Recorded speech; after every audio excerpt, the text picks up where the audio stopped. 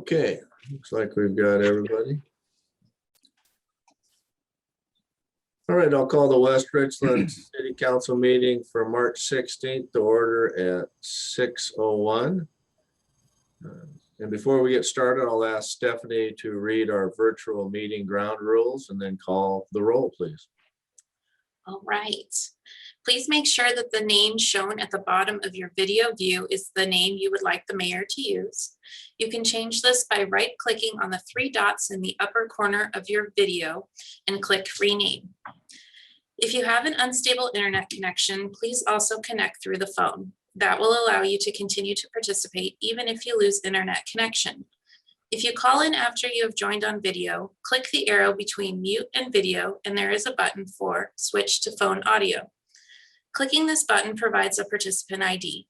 Please call in with that ID, as then your phone is associated with your video. We will mute everyone until a public hearing, and when the mayor calls the public hearing to order, if you raise your hand, he will call on you and you will be unmuted. To virtually raise your hand, click on Participants and then click on Raise Hand. If you are participating by phone only, press *9 to raise your hand. All right, Brent Geary. Here, Richard Bloom. Oh, still muted. he raised his hand. Okay. Fred Brink. Here. Gail Brown. Here. David Fetto. Here. Kate Moran. Present. John Smart. Here. And Mr. Buell is still out of town. Have a motion to excuse Councilman Buell this evening. So moved. Second. Have a motion and a second. All in favor, say aye, please. Aye. Aye. Nay, like sign. Okay, motion carried. Thank you, council. And I will lead us in the Pledge of Allegiance. I'll allow Stephanie some time to mute everyone.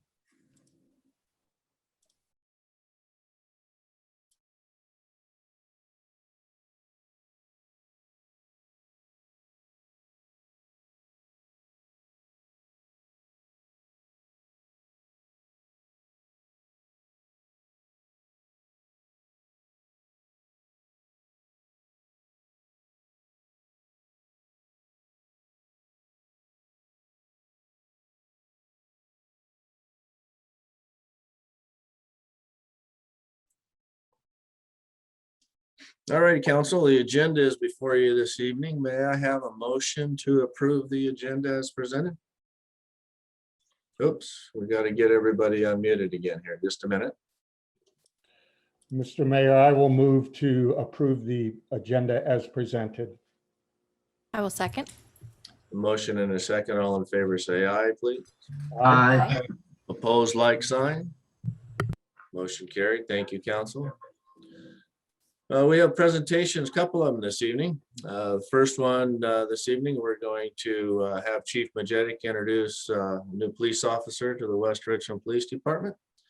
And then our second presentation will be Troy Berglund and Michael Bradshaw from Benton REA to discuss the Horse Heaven Wind Farm, as we had a conversation last week and workshop, and council asked if they could hear the opinion of Benton REA. So they're here this evening to share that opinion with us. So with that, Chief, I will turn it over to you, sir. Thank you, Mr. Mayor, ladies and gentlemen of council and the audience. Tonight, I'd like to introduce one of our newest officers who is going to replace our soon-to-be retired Clark Boyer after 20 years of service. Our new officer is Clinton Armitage. He is a 51-year-old male that comes to us as a lateral transfer from the Richland Police Department. Clinton is married to his wife of 30 years, Kathleen, and lives in West Richland. They have 5 adult children and 1 grandson. They are currently constructing a new home just outside the city limits. Clinton obtained a bachelor's degree in criminal justice from California State University. He is a United States Army veteran and has been a police officer for 18 years, serving originally with the Tumwater Police Department before joining the Richland Police Department in 2008. Clinton and his family believe in serving their community and their nation. Clinton served in the U.S. Army for 8 years and his son is currently serving as a police officer with the Kennewick Police Department. And his 2 daughters are currently serving in the United States Air Force. Officer Armitage brings a great deal of experience to the West Richland Police Department and is anxious to live and work in our community. And I believe Clinton's with us tonight. So Clinton, would you like to say a few words and introduce yourself? Thank you. Thank you all very much.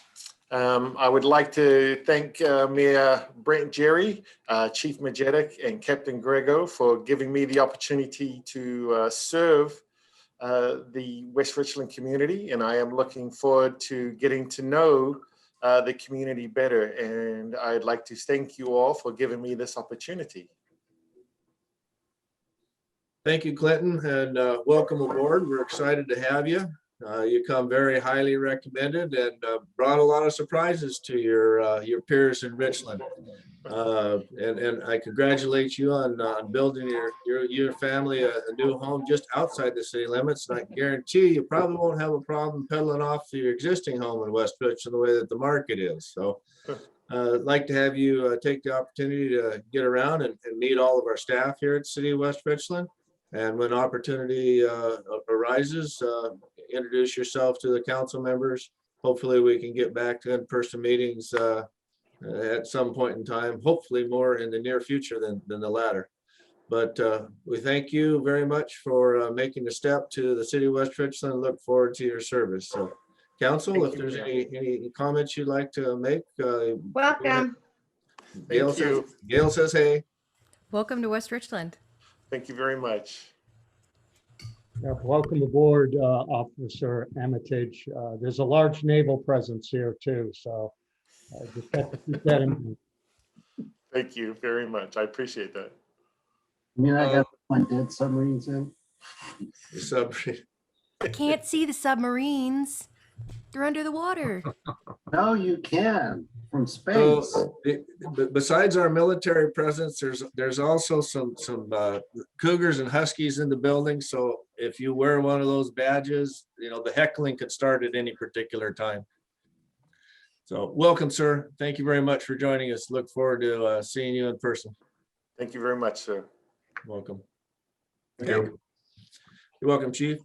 So with that, we'll go ahead and move on to Benton REA. And we've got Troy and Michael here from Benton REA. And I assume that Troy's probably going to take the lead here this evening, and Michael's going to tell him how great a job he did and correct him when he's wrong. So, well, thank you, Mayor.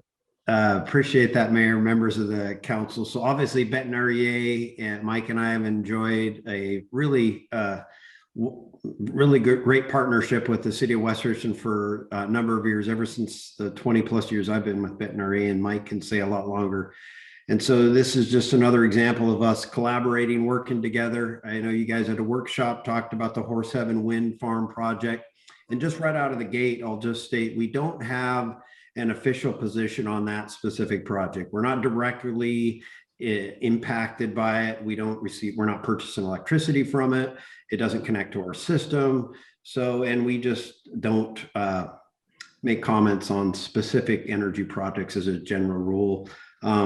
So with that, it's pretty clear we can state what our position is on wind power in general as a resource. A lot of articles have been written in the Rural Light about it. Mike has referred to those situations in his manager's message in the Rural Light magazine as well.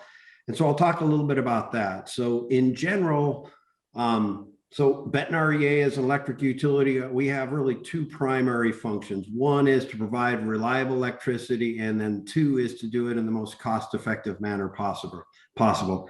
And you don't have to look far. Texas is a recent example, is when reliability goes out and there's a large scale outage, especially during extreme weather events, that cost factor takes a significant back seat, because all of a sudden people's health and safety becomes seriously in jeopardy by the dozens of deaths that occurred down in Texas. So this is serious stuff.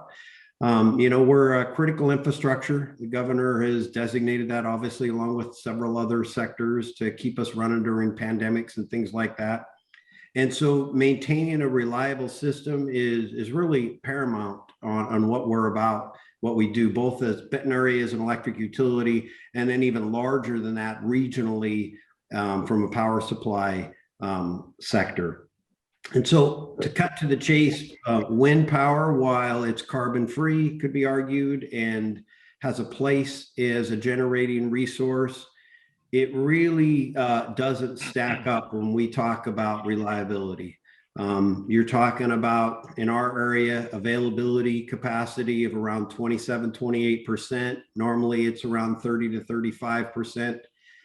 So really what that means is when we need the power to serve members extremely in those, particularly in those extreme weather conditions, like those extreme cold snaps during the winter or those extreme heat waves during the summer, we just can't rely on it. There's a couple of utilities, one very close to us in the Tri-Cities that shares our first name in Benton, who owns a wind resource. And have talked very, very bluntly about not being able to rely on that resource when they need it to serve their members. There's another co-ops in the west side of the state that own wind power and talk very similarly. In essence, what it comes down to during those extreme weather conditions, a lot of times they're accompanied by an inversion and you'll have little to no wind. And, it can last days, maybe weeks. And we really need what's called baseload dispatchable electricity generation resources. And we have a couple of really good examples here in our area of Energy Northwest Nuclear Power, great resource, like 98, 99% availability, which is just critical to the utilities when we need power during those, particularly during those extreme times. Hydroelectricity is another great one. I can tell you that cold snap we just experienced in February, literally the next week we were talking to the BPA administrator during one of our meetings, Mike and I, and the administrator talked about how those Snake River dams were needed to keep power flowing during those extreme temperatures. So that's the kind of resources we're a big fan of. And when it comes to wind resources, we just don't see that playing a primary role for us to do our job and provide you guys the power and keep it going during those extreme temperatures. So in a nutshell, we're big fans of baseload generation. We're very, very optimistic that modular nuclear, it's a developing technology that obviously there's 2 pilot projects that DOE is 50% funding, and we're excited about that coming down the road. And we know, we've talked, Mike and I have been through a lot of presentations where resource adequacy, which is a new term that basically says, do we have enough generation to keep the power on during those extreme temperatures? And there's some serious concerns in the coming years. And so we need more baseload generation, not the intermittent resources that you get with wind, solar, stuff like that. So I didn't want to bash, but I want to be pretty straightforward with you. So as you guys want to make your decision and make your voice heard, you know exactly where your energy provider kind of stands. And Mike, feel free to add if you would like, but Mike and I talked quite a bit before this too, so I know we're on the same page. With that, I'll open up for any questions, or I can talk about any details that other than what I mentioned. Thank you, Troy. You were very politically correct. And Michael, if you have anything to add of what Troy had to present. I lost you on your screen there. Where'd you go? I think he lost his connection. Okay. Council, do you have any questions you might want to ask Troy? Kate? Yes, thank you. I was wondering, Troy, can you talk a little bit about our the ability of our infrastructure to keep up with the power that's produced by a lot of the renewables like wind and solar, vice those that provide the base loading, more like the nuclear power plants and the hydroelectric plants? Sure. So I can, in kind of big picture, transmission, getting electricity from where it's generated to where it's used is always a battle. And no different than siting new generation projects. I think it's probably more difficult to site the transmission sometimes to get it to where it's needed, which is probably one of the reasons why Horse Heaven Project picked its location, because BPA transmission being there, and that's what they'll use for transmission. But that is always a challenge. And so if you're going to build transmission, and go through that exercise and that expense, obviously getting it to base load is our first preference. But it really depends on a whole bunch of factors, where it's sited, and all those things have to be considered. The regulatory, the process to get it through all that siting, and the transmission built, and the funding for it, the capacity of the existing system versus new transmission that's needed. So it's complex. And so it really depends. One of the neat things about the modular nuclear projects that I cited, Energy Northwest, intimately knowledgeable about all those different factors. And so that's why the two projects that were funded, they're both involved in, and probably going to be cited in Washington, because they understand that and understand the process of citing them appropriately. So we have, on a side tangent a little bit, we have meetings regularly, and have one coming up tomorrow with our BPA representative that deals with transmission, and talking specifically about doing some infrastructure improvements, transmission improvements in the Tri-City or surrounding area, so we can increase our reliability, because that is a concern. I can tell you in recent years, I alluded to the Snake River dams needing to kind of bail us out. That's become a regular theme, even in the summertime. And so that has us concerned. We want some more reliability. BPA is being very proactive, working with utilities. So we're pleased with that, and hopefully make the system more stout.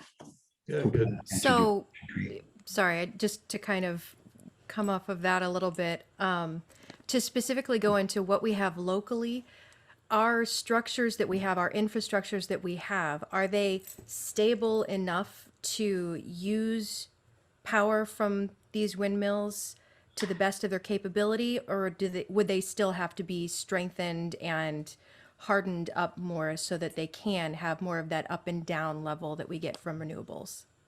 So the BPA would not, I'm sure I would be willing to ask this question tomorrow if need be, but wouldn't accept the power if they didn't have the transmission on its system to get it to where it's needed.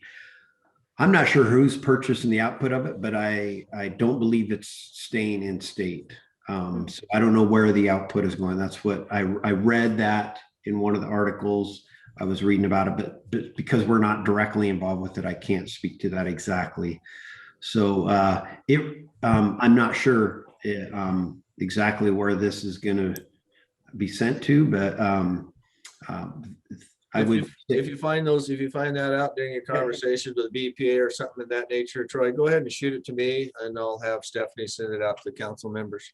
Yeah, I would love to know that, where the power would be going to. Got it.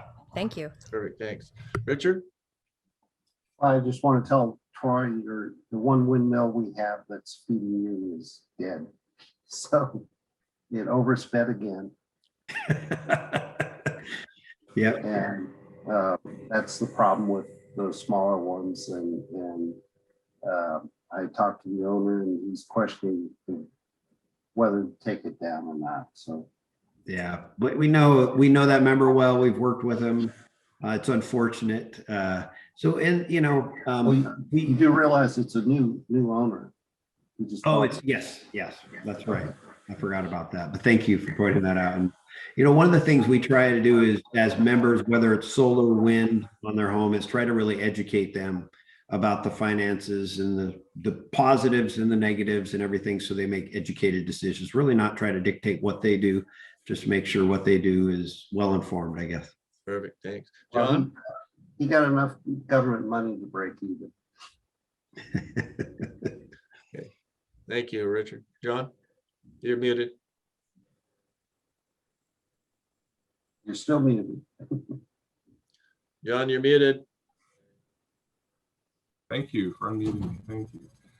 Troy, I was wondering if you knew if there are situations with these big wind farms where,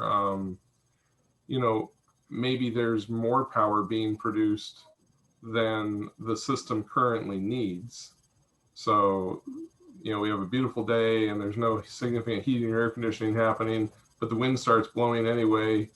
What do they do with that? I mean, I heard one time that when some of these fields were first installed south of Kennewick, that they were actually like burning off the power by transmitting it through empty power lines or something like that, some crazy thing. Is that a thing, or is it just all get pumped into the grid and, like Kate was asking, goes out of state somewhere? So it really depends, but I will say this, the system needs to balance. So the amount of generation needs to meet the amount of demand, the people use at the same time. And so these intermittent resources make it extremely difficult for operators like Bonneville Power Administration to manage that. And so you really can't just flood the system unless you got a place to send it, whether it's local or out of the area. And so, that one of the reasons why wind and those intermittent resources have worked well in the Northwest without causing outages that you've seen in other areas is because we got this mammoth hydro system that can fluctuate pretty easily with it. The capacity to do that is running out. So that's a concern for us. And really, like from Mike and I, when we talk about it, it's really, we're going to have challenges meeting these future loads because electrification of transportation, that means a lot of new load growth for us, new businesses, Tri-Cities is growing, and we have to do that with all carbon-free resources. So we need stuff like modular nuclear that's base load to really allow us to do that reliably. A lot of talk about batteries, expensive, and this amount of batteries you need to make that from a utility scale is just mammoth. And the technology just really isn't there yet. Perfect. Thank you. Anything else, John? Good. Gail? I just had a question and it's a political one. I saw that Idaho's getting geared up to do another request for a breach and they've got some Republican backing that as well. It looks like they even got some kind of budget here, which seems huge to me, but they say it's considering what they've done for the fish, it evens out, blah, blah, blah. I mean, this goes on year after year and time after time. And like you said, you have to go back on those Snake Rivers.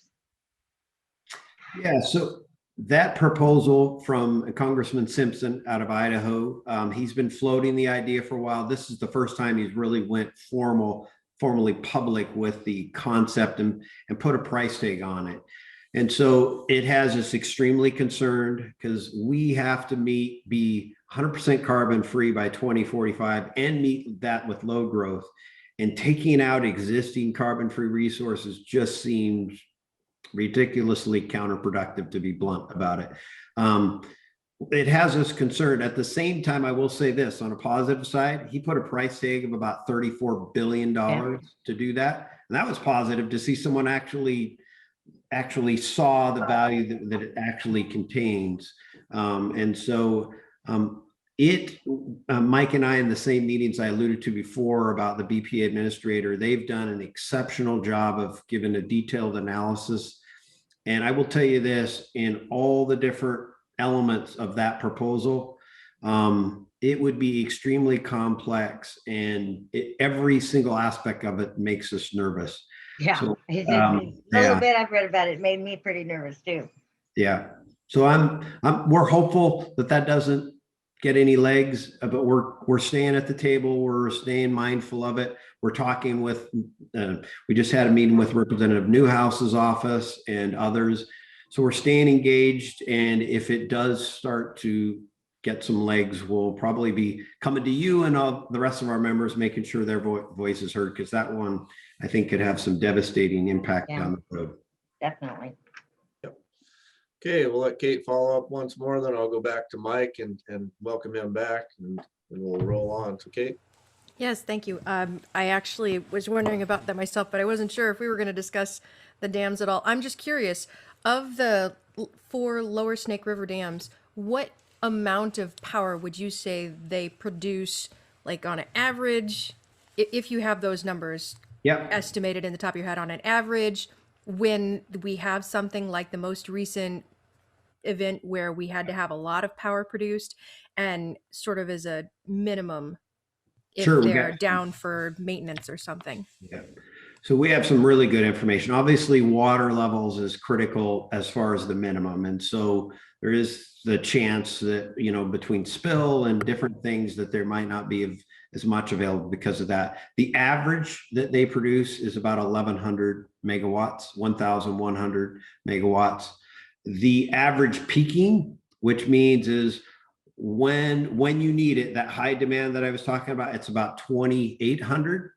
The nameplate capacity is about 3,500. So you'll hear about that. But really, when you're talking about those extreme temperatures, what can you rely on during those times? A little over 2,800 megawatts. That's a lot because Energy Northwest is 1,100. So it's more than double that when you're talking peaking, really to keep things going. PPC, that group that I was just referred to, did a really good analysis of that just recently. So, So you said Energy Northwest produces 1,100 correct, 1,100. Yeah. megawatts. Wow. Okay. I'm very pro nuclear. I was on this guy, the USS Ronald Reagan, so I know that you can pretty much meet most demands with a nuclear reactor. It's just whether or not the system can take it. Yeah. Yep. Okay. Yeah. Perfect. Thank Troy, you. thank you very much for your information tonight. Very, very informational. If you have anything that you would like me to share with council, go ahead and shoot it to Stephanie and I, and we'll certainly pass it on. And again, we do appreciate the partnership with Benton REA and the city of West Richland. It's a wonderful team. We could call it the East Side Dream Team because we're doing phenomenal things that Olympia didn't think we would get done over here. So, Sure. Michael, did you have anything else you wanted to add this evening? Lost him again. Okay. Yeah, can you hear me okay? Yeah, we got you. Go ahead. Okay, great, thank you. Yeah, I don't know what happened to my connection there a little bit ago. Well, it's not BentonREA.com. I guarantee you're on some other site because that wouldn't have happened. Definitely, definitely. Well, thank you, Mr. Mayor and City Council. Thank you so much for the opportunity for Troy and I to take part in your workshop. And you know, it's always good to see you folks again. And like you, we hope that sooner rather than later we can all get together in rooms again. And like I call it the old days now, you know, pre-COVID, a year and a half ago. And I was just sitting here as Troy was talking, just to reiterate a little bit, because it brought back how fun our annual meeting was 2 years ago. And I know some of you attended that. And interestingly, a lot of what Troy is telling you tonight, as I recall, was the focus of my annual meeting speech. And just to reiterate real quick, in industry terminology, Troy talks about base load. And in the industry, they talk about firm power.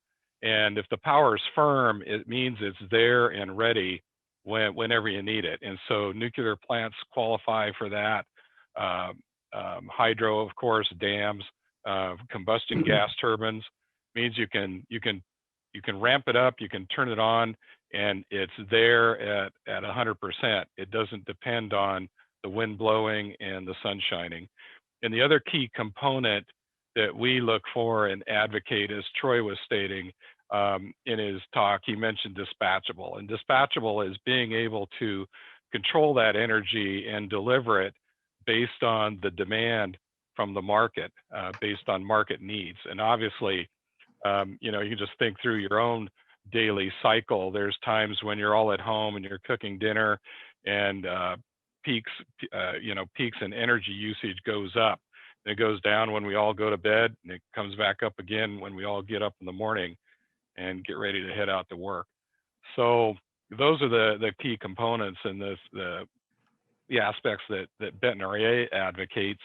And a big component of that too, sometime if you get Troy talking, he's also our expert on all these, they call it CETA, I can't even remember what it means, but CETA regulations and the environmental stuff and the green power, all of which, by the way, I personally think, you know, is good in one fashion. I think it's good that the technology is being looked at.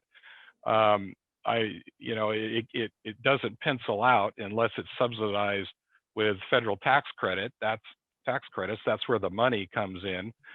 So that's kind of disappointing. But in order to make those work, you got to have the base load to go with it to back it up. And actually, one time Troy and I were in a session. It was really interesting to me. They were actually Bonneville dispatchers there, and there's one in Monroe, or not Monroe, but one over at like in Fife, and they just built a new mirrored facility as a backup in Spokane, Washington.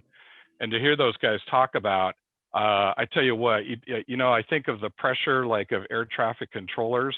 You could probably take that pressure and multiply it times 100. I don't know how those guys manage all this stuff with wind coming on and off and solar coming on and off, and then mandates to increase spill for fish and at different times of the season, different times of the year. And then of course they're trying the whole time to keep the energy flowing through the lines that goes all the way down into our cities and homes. So really interesting process. One thing that I learned too that just really surprised me that you folks might be interested in is of the 4 lower Snake River dams, you see the dams, you see the transmission lines, and you think, well, geez, there's just power everywhere and it's going where it needs to go. I learned a real surprise that of the 4 lower Snake River dams, it's only Ice Harbor that is at the BPA. You're getting into the transmission side where my knowledge is limited, but I do know there's varying reasons and different voltages to go over different distances. But the one dam that has the right voltage for the transmission lines coming to the Tri-Cities is one dam, which is Ice Harbor. So to Kate's question, I thought was kind of interesting because I'm always curious too. Boy, we're generating a lot of power. Where's it all going? So from Ice Harbor comes the Tri-Cities. So there's 3 others, and that's just on the Snake. It's going elsewhere, and all you have to do is think about where the population centers are on the west side. So it's interesting, some of the criticisms and things that we hear that come from the west side. And yeah, I guess if they want to remove them and go completely on solar and wind, then maybe that should be where the blackout should start if that should ever happen. So just a side note thought.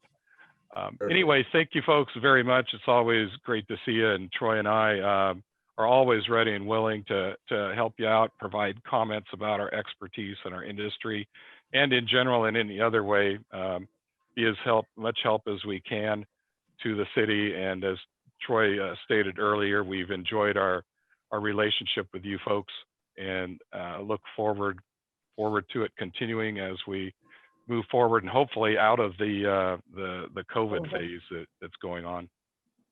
Thank you very much. Mike. I appreciate your comments. Very, very good information for sure. Okay, council. With that, we're going to Thanks, go. Mike. Thanks, Troy. Yep. Thank you, guys. You can hang around if you want. You don't have to leave. That's all good. They did pop something on here about the public things that the county's got going. Okay, when we get to our comments, maybe you can share with us at the end of the meeting what's going Well, I on. have the sound off, but I saw it pop on there. Okay, well, start making notes. All right, council, the consent agenda is before you, which includes approved payment of the bills, approve the minutes of the regular meeting, March 2nd, 2021, and the workshop of March 9th, 2021. Resolution 1021 declaring the 1993 Johnston street sweeper as surplus, and it's going to go to Benton City. Motion authorizing the mayor to execute amendment number 2 to purchase and sale agreements with 7HA Family LLC. And a motion authorizing the mayor to execute an agricultural property lease agreement with Derrick Alexander Farms Incorporated. Motion to award professional services contract for Quad City water rights mitigation model and operating procedures with RH2. Motion to award professional services contract for enterprise funds financial plan updates. Motion to authorize Civic Plus website contract. motion to approve the purchase and sale agreement of Belmont Lot number 5. If there's anyone from the audience who would like to speak to the consent agenda this evening, please raise your hand, or if you're by phone, *9. And Stephanie will recognize you for your comments. Stephanie, I see no one. Do you? I do not. Okay, thank you. So with that, council, may I have a motion to approve the consent agenda? Move to approve the consent agenda. Second. I have a motion and a second. All in favor, say aye. Aye. Opposed, like sign. Motion carried. Thank you, council. Moving on to ordinances, resolutions, motions, and public hearings. 7A, B, and C are a public hearing, resolution, and ordinance vacating access and utility easement for the Knights and Larsons. These items were previously brought to council for approval. However, we did find an error in the legal descriptions. So with that, we've brought them back to you for an amendment to the items. And Alicia will present our staff report this evening. Alicia? Hi. Like the mayor said, we did find some errors in the legal descriptions. Sorry, my allergies are really acting up, so I'm a little sniffly.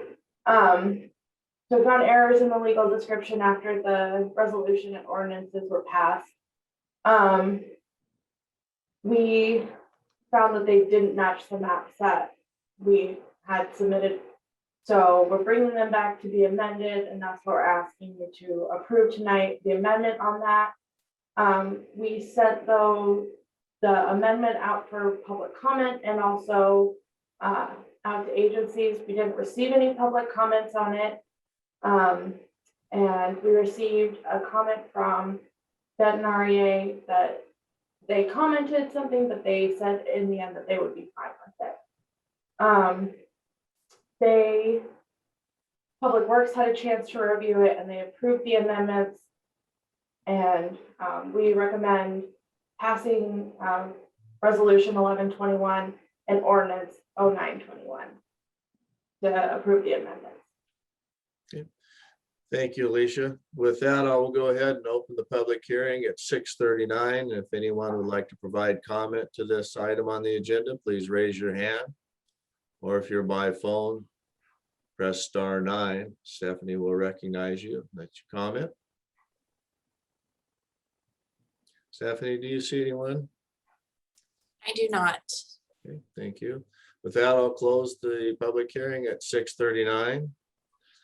And with resolution 1121, amending resolution 0421, utility easement vacation, do I have a motion, please? I move to pass resolution 11-21, authorizing the amendment of the vacation of a portion of the 33-foot in width utility easement for file EV 2020-17. Can I do both at the same time or just one? We'll just go one at a time. Okay. So with that, if there's no other questions, comments, council, I see nobody's hand. You got a, We need a second still. okay, excuse me. I'll second. Second, perfect. And if there's no comments or questions, council, all in favor, say aye. Aye. Opposed, same sign. Motion carried. Thank you. And then ordinance 0921 amending ordinance 0721 access easement vacation. And may I have a motion for that, please?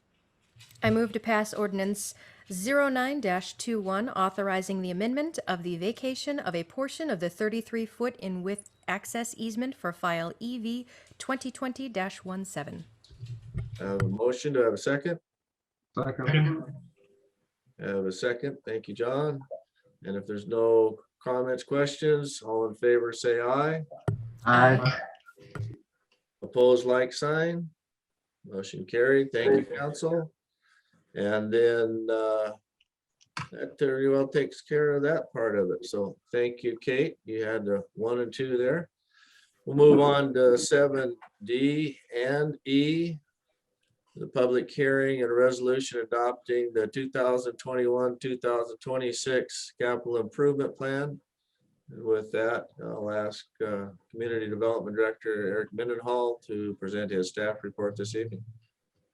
Thank you, Mr. Mayor, members of the council. This evening before you is an amendment to our capital improvement plan. This plan is amended annually to address new projects that we've identified and have worked with council on over the year to bring to you to be included. So this is an update to the plan simply. It includes the projects that were identified to be submitted for the RCCF applications and updates the document accordingly. Staff's reviewed the document and believes that it complies and meets the goals and policies of our comprehensive plan and furthers the goals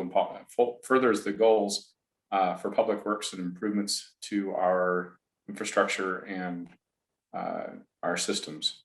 And staff would recommend council approve this evening, and I'm happy to answer any questions for you when the time is right. Okay, thank you. And with that, I will open the public hearing at 6:42. If anyone from the public would like to comment on this agenda item, please raise your virtual hand, or if you're by phone, star 9. And Stephanie will recognize you for your comments. I see no one. Stephanie, do you see anyone? I do not.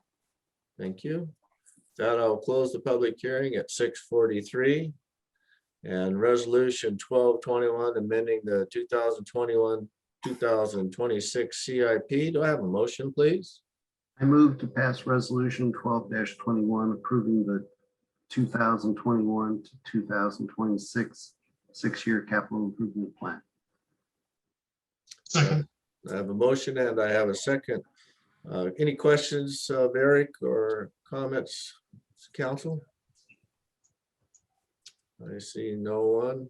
Yeah, I have one. Okay, go ahead, John. Trying to find my raise hand button. That'll work too. There we go, that works, right?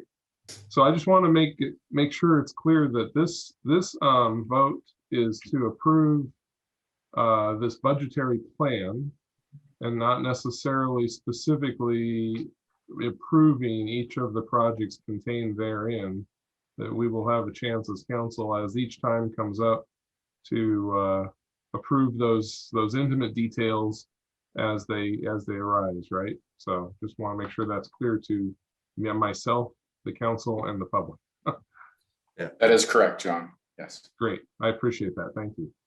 Okay. That's all I have. Very good. Looks, Thank you, sir. looks good to me. Anyone else? Seeing no one? We have all in favor. Oh, let's see. I got a motion. All in favor, say aye. Aye. Opposed, like sign. Motion carried. Thank you.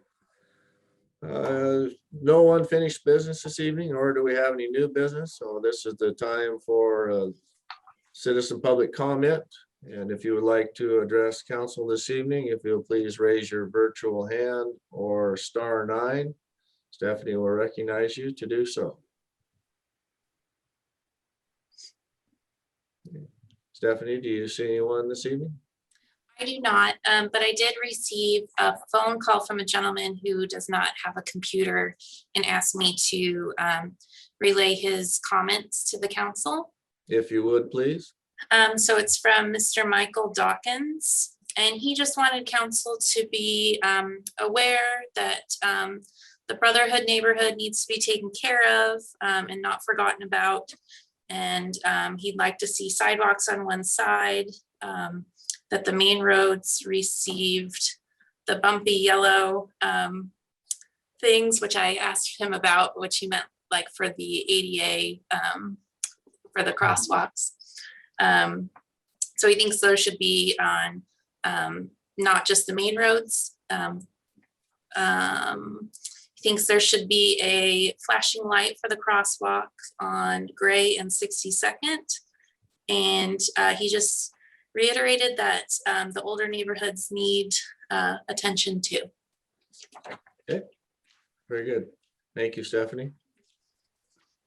So with that, we'll go ahead and move on to staff and council reports, comments. And if there's any staff members that would like to address council this evening, go ahead and raise your hand. I see Mr. Slade, you've got your hand up. Thank you, sir. Go ahead. Thank you, Mayor, Council.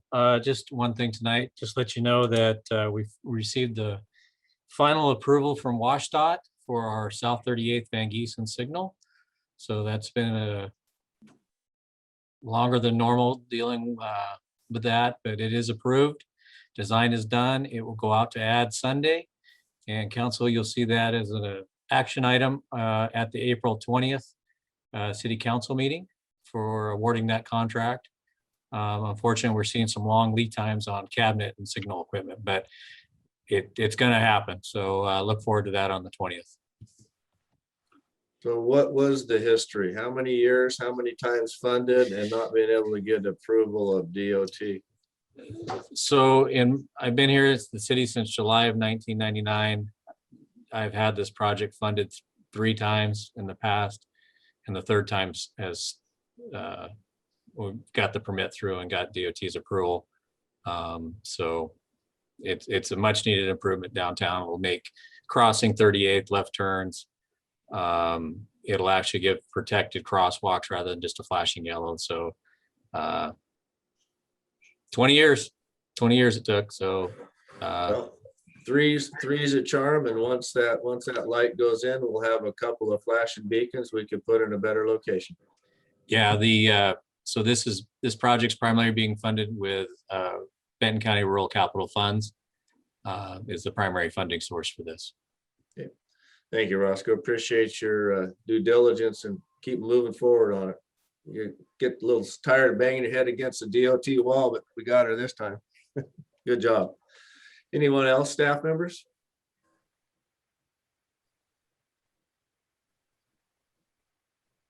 I was waiting for the chief's hand to come up because I usually miss it. Okay.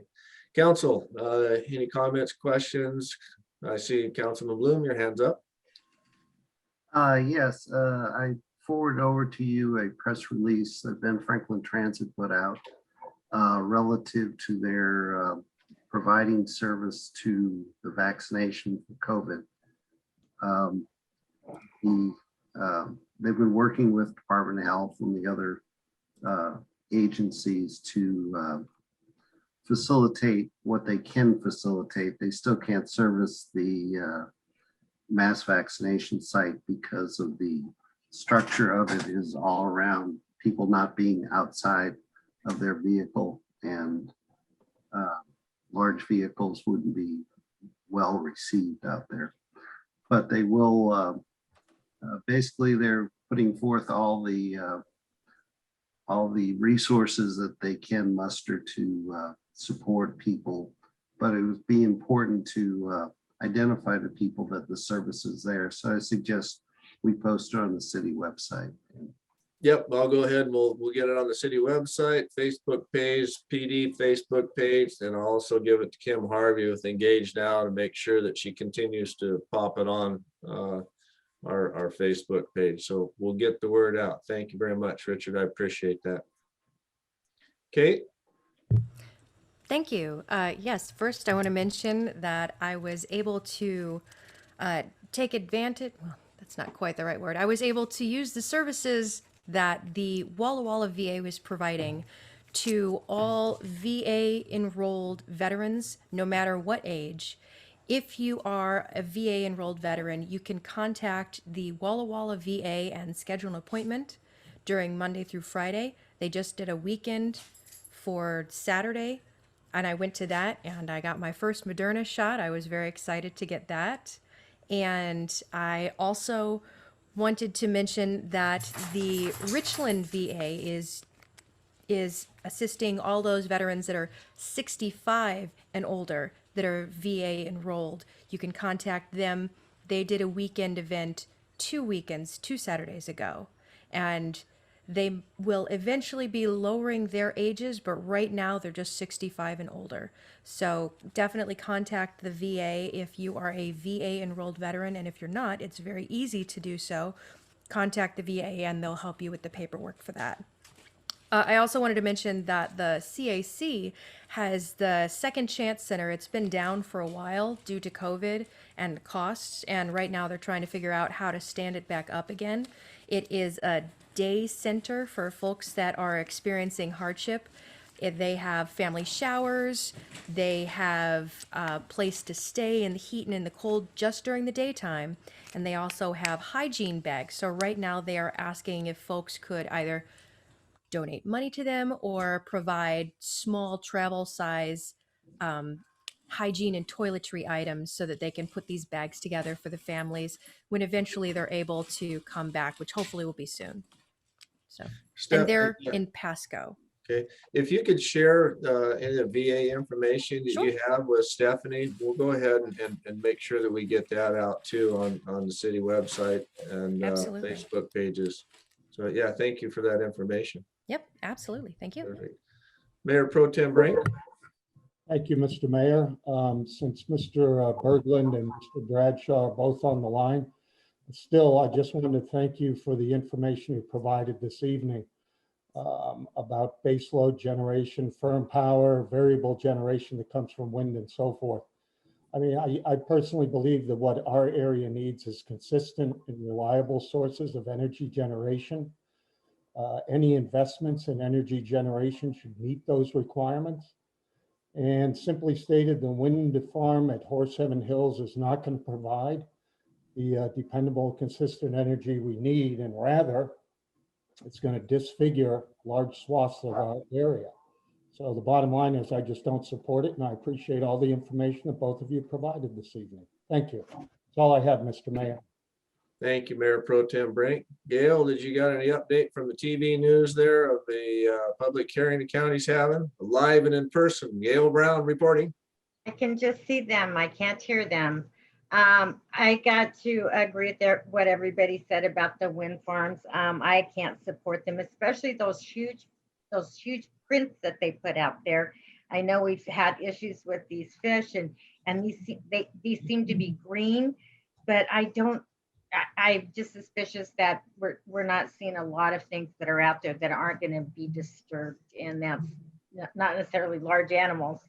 And then I totally agree with the gentleman that the citizen that had comments. We really just at least need to get a plan started for some of these older neighborhoods. I just keep doing this little drum, and that's all I have. Okay. Thank you, Gail. Anyone else this evening? Okay. I might add a little bit to the vaccination site info.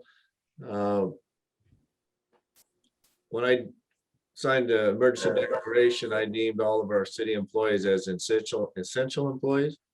And moving to this next phase, it didn't include essential employees that were water and sewer and some other important members of our staff here. The federal guidelines, however, did have public works employees included in that. So I worked with the state gal over at the site, as well as Evelyn and some of the PIOs over at the site, and worked with the governor's office in an effort to have them move towards the federal classification of my designated essential employees. And so with that, the good news, able to sign a document for all the employees who wish to get vaccinated to make their appointment and take the signed document from myself along with them. So we've got how many, Stephanie, from the city are going to go ahead and take advantage of that? Do you recall? I don't think I got a final tally from Selena, but I know that there were quite a few that were working on scheduling their appointments. Yeah, Roscoe might have a number, but 17 to 20 or more than that, somewhere in that number. So I was happy that was able to get the state people to move with the federal classification and get our employees that needed vaccination if they wish to do so. So I was happy to see that happen, and they're going to start making that, make those appointments and start getting their shots tomorrow. John? Yeah, I just want to maybe quiz Roscoe real quick on this issue that was brought up by the citizen that made the comment about needing sidewalks and so forth, improvements in the Brotherhood. Yeah, I would say that I think we've talked about this so many times, and I want to make the comment for his or her benefit. I don't remember who it was. But you know, when a neighborhood is built, the sidewalks and streets are installed, and the homeowners and buyers, the purchasers of the property, are the ones who pay for those facilities, that street and that sidewalk. I know when I built my house, I paid for my street and I paid for my sidewalk directly.